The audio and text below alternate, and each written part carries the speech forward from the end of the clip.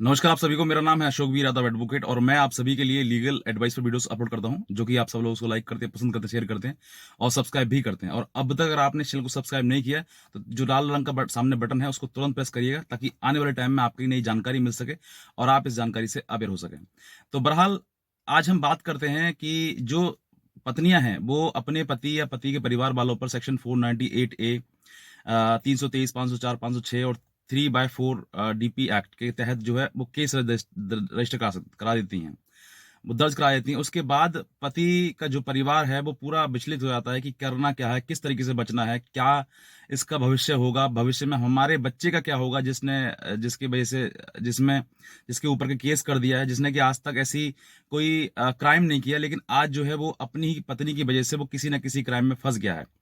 तो ऐसे ही समय पर एक ऐसे ही हमारे सब्सक्राइबर हैं जिन्होंने हमें कल कॉल किया और उन्होंने बताया कि सर मेरी पत्नी ने मुझ पर 498 केस कर दिया है और साथ ही साथ में मेंटेनेंस का भी कर दिया है और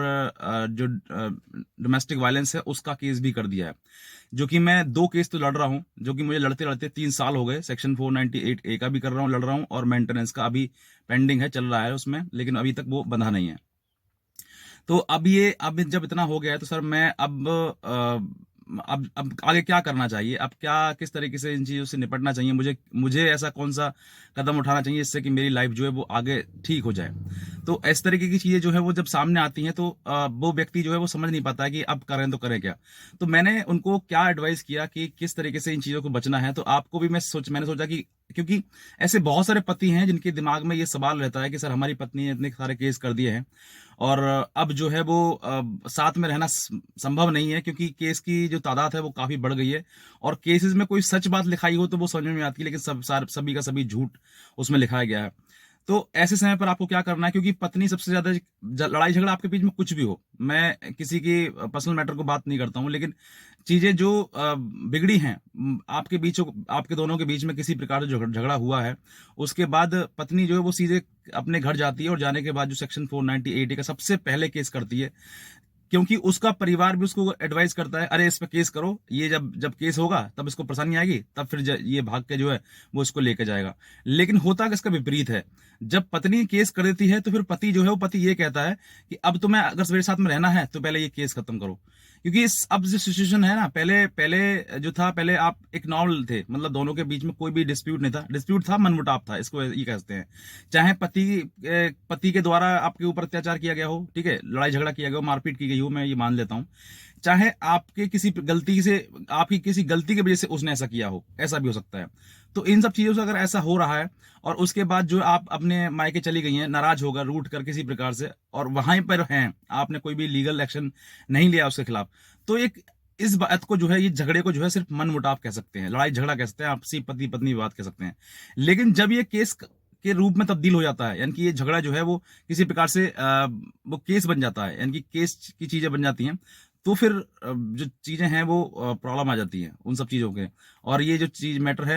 तो फिर ये जो रिश्ता है वो कानूनी दांवपेच के बीच में आ जाता है, क्योंकि पत्नी जो है वो गुस्से में आकर, क्रूरता, मतलब क्या कह सकते हैं उसको, कि किसी प्रकार से वो किसी के कहने में आकर कहा, वो एक केस कर देती सेक्शन 498A का, और उसके बाद जो परिवार में वो जो एक मतलब खलबली सी मच जाती है पूरे परिवार में। उसके बाद जो है पति जो है वो ये, अगर मान लीजिए चलते चलते केस काफी समय हो गया, साल 2 साल 3 साल हो गए, पति के मन में आ रहा है कि चलो ठीक है, झगड़ा हो गया, अब खत्म करो उसको। तो जब भी ये चीजें सामने आती है तो फिर सबसे पहले पति यही कहता है कि तुम अपने केस खत्म करो, जो भी तुमने केस किए हैं, चाहे वो मेंटेनेंस का किया हो, डोमेस्टिक वायलेंस का किया हो, या फिर सेक्शन 498A किया हो, तो किसी का भी केस किया हो, तो अब वो पति जो है वो ये कहता है कि पहले केस खत्म करो, उसके बाद तुमको हम रखेंगे, यानी कि हम दोनों साथ में रहेंगे। लेकिन यहाँ पर जो है ये पत्नी सोचती है कि मैं अगर केस खत्म कर लूंगी तो मेरा तो राइट खत्म हो जाएगा, मैं तो फिर केस नहीं कर सकती हूँ, और फिर उसके बाद जो है वो काफी परेशानी आ जाएगी। हो सकता है कि पति जो है वो इन केसों को बचने की वजह से ऐसा कह रहा हो कि केस खत्म करो तब मैं साथ में लेके जाऊंगा, अगर मैंने ऐसा कर दिया तो फिर मेरे पास बचेगा क्या, फिर मैं तो केस भी नहीं कर सकती है। तो ऐसी चीजें दोनों के मन में आ जाती हैं, यानी कि पति के भी मन में ऐसी आता है कि अब ये केस कर दिया, अगर मान लो मेरे साथ अगर आ जाती है तो कल को कोई ऐसा गलत स्टेप ना ले ले जिससे कि मेरा परिवार अभी तो जेल से बाहर है, जमानत करा के बाहर हो सकता है, ज़्यादा बड़ा अपराध नहीं है। लेकिन जब ज़्यादा बड़ा अपराध हो गया, इसने कोई कदम ऐसा उठा लिया, क्योंकि समाज में हो रही चीज़ें, अगर कोई एक बार चीज़ें कानून के दायरे में आ जाती हैं, तो कानून की चीज़ों में फँस जाते हैं, तो फिर मन में कई प्रकार के सवाल उठ जाते हैं। तो ऐसा अगर इन सब चीज़ों के बीच में अगर आपको केस आ गए हैं बीच में, और पत्नी ने केस कर दिए, पति-पत्नी दोनों आपस में रहना चाहते हैं, और फिर पति ये कहता है कि तुम सारे केस खत्म करो, पत्नी कहती है नहीं मैं केस खत्म नहीं करूँगी। तो फिर दोनों के बीच में विवाद लगातार बना रहता है, और ये विवाद जो है वो आज थोड़ा होता है, आज छोटा होता है, आज बड़ा आगे बड़ा बन जाता है, क्योंकि साल, 2 साल, 3 साल, 4 साल, 5 साल, 10 साल तक अलग-अलग रहते हैं। तो फिर ये चीज़ें मन में बहुत बड़ी जगह बना लेती हैं, और फिर एक-दूसरे के साथ रहना संभव पॉसिबल नहीं हो पाता है। तो अब ये जो चीज़ें हैं, जैसे मान लीजिए मैं आपके ऊपर केस कर दिया है पत्नी ने, और ये सब चीज़ें हैं, और लग रहा है बनेगी नहीं बात।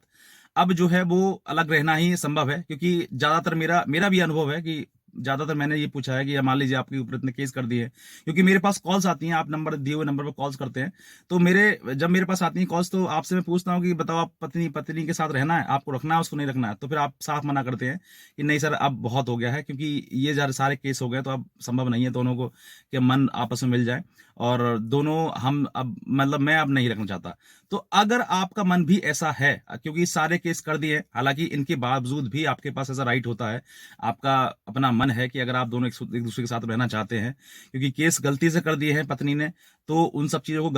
गलतियों का एहसास करने के बाद अगर लगता है कि वाकई गलती कर दी है, तो एक दूसरे के साथ में रहना चाहते हैं, फिर भी तो हो भी सकता है, रह भी सकते हैं। लेकिन जहां मन ही नहीं है, तो देखिए, अगर आपकी पत्नी ने क्या कर दिया है, सेक्शन 498 केस कर दिया है, मेंटेनेंस से कर दिया है, डोमेस्टिक वायलेंस से कर दिया है, या फिर कोई और इसके अलावा भी कोई केस कर दिया है, तो आपके पास अब यही है कि अगर आप एक दूसरे के साथ रहना नहीं चाहते हैं, तो आप सीधे सेक्शन 13A या फिर 13B का सहारा लें, हिंदू मैरिज एक्ट के तहत, यानी कि तलाक, डाइवोर्स। जब आप डाइवोर्स का लेंगे, केस करेंगे, तो आपकी जो पत्नी है, आपने जितने भी केस किए हैं, उन केसेस के या तो वो वापस लेगी, साथ में रहेगी, या फिर डाइवोर्स देगी। यानी कि अब जब संभव ही नहीं है कि दोनों का जीवन साथ में रहना संभव ही नहीं है, तो बेहतर है कि आप दोनों अलग हो जाएं, क्योंकि देखिए, आप जितना झगड़ेंगे, जितना लड़ेंगे, साल, 2 साल, 10 साल, कितना भी समय निकाल दें, इसमें इसकी कोई समय सीमा निर्धारित नहीं है। मैं ये कहता हूं कि मैंने ये अनुभव किया है, एक्सपीरियंस है मेरा, कि लोग 20-20 साल से लगातार अलग रह रहे हैं एक दूसरे से, और लड़ रहे हैं तो सिर्फ केस। तो अगर आप अपना, यानी कि पति अपना जीवन चाहता है, तो डाइवोर्स का केस करे, चाहे वो अगर पत्नी है, उसकी मतलब समझौते से करा रही है, वो चाहती है कि हाँ वाकई हम दोनों एक दूसरे के म्यूचुअली तरीके से अगर हम डाइवोर्स लेना चाहते हैं, तो हम डाइवोर्स म्यूचुअली तरीके से ले लें, तो वो बहुत अच्छा रास्ता है, वो बहुत जल्दी शॉर्ट वे में वो डाइवोर्स हो जाता है। और अगर नहीं चाहते हैं, यानी कि पत्नी नहीं चाहती है या फिर पति नहीं चाहता, दोनों में से कोई एक नहीं चाहता है, तो फिर सेक्शन 13A के तहत जाएं आप, क्योंकि कानून जो हिंदू मैरिज एक्ट में सेक्शन 13A है, वो एक तरफा कानून है, यानी कि एक तरफा तलाक देने का कानून है। ये अगर दोनों में आपके बीच में नहीं बन रहा है, तो उसमें कुछ ग्राउंड है आपके बीच में, हो सकता है किसी प्रकार से, अगर आप इतना अलग हैं, तो हो सकता है एडल्ट्री का केस हो आपके बीच में, एडल्ट्री मन में कुछ चीजें हो कि सर पति के किसी और के साथ संबंध है, या फिर पत्नी किसी और के साथ संबंध है, तो ये भी हो सकता है जिस वजह से आप अलग रह रहे हो। या फिर केस की वजह से है, तो डिस्कशन है, काफी समय हो गया, अलग रहते थे, कई साल हो गए, 8-10 साल हो गए, या फिर 3-4 साल हो गए, इस तरीके लगातार काफी समय हो गया है, तो फिर आपके पास ये भी रास्ता है कि आप उसको डिस्कशन, मतलब कि ज्यादा लंबा समय अलग रहने के बावजूद आप एक दूसरे के साथ नहीं रह सकते हैं, तो फिर आपके पास ये रास्ता है कि आप इस ग्राउंड को बनाते हुए आप सेक्शन 13A में एप्लीकेशन लगाएं कोर्ट में, और उसके तहत जो है आप डाइवोर्स लें। तो यही एक रास्ता है जिसकी वजह से आप बहुत सारे केसेस को निपटाने का रास्ता साफ करने का, अपना जीवन सही करने का, क्योंकि जीवन ना ही तो पत्नी के बिना चलेगा, ना ही पति के बिना चलेगा। अकेले जीवन नहीं काट सकते कोई भी, बहुत मुश्किल होता है अकेले जीवन काटना। तो बेहतर है कि आप एक निर्णय लें, एक सही निर्णय लें, और इस निर्णय के तहत जो है अपना जो केस है वो इस तरीके की के द्वारा जो है वो अपने इस केसेस के जो सिस्टम है उनसे बाहर निकले। अगर आप लगातार एक दूसरे के ऊपर केस करते रहेंगे, तो ताउम्र, पूरी उम्र जो है वो आप केस ही करते रहेंगे, और आपको कोई बेनिफिट नहीं मिल पाएगा। तो बेहतर है कि अपने जीवन को अच्छा बनाने के लिए, बेहतर बनाने के लिए निर्णय लें, या साथ रहें या फिर अलग रहें। साथ रहेंगे उसमें भी बेहतर है, अलग रहेंगे उसमें भी बेहतर है, क्योंकि जब नहीं बन पा रही है जहां पर बात, तो वहां पर अलग ही बेहतर है। और अगर आप किसी प्रकार से एक दूसरे के साथ बना सकते हैं, तो बनाइए, बहुत अच्छी बात है, एक दूसरे के साथ आप रहें। तो बस मैं तो कहना चाहूंगा, अगर आपकी पत्नी ने ये सारे केस कर दिए हैं, तो बेहतर है कि आप डाइवोर्स का केस लें, डाइवोर्स केस फाइल करें, अपने एडवोकेट की भी हेल्प लें, और उनके थ्रू जो है वो सब चीजें बताएं, और डाइवोर्स केस फाइल करें, उसके बाद केस लड़ें, और फिर अपना जीवन एक नई दिशा की ओर ले जाएं। तो बस मैं इतना कहना चाहूंगा, बाकी आज की वीडियो के लिए आप सभी का बहुत बहुत धन्यवाद।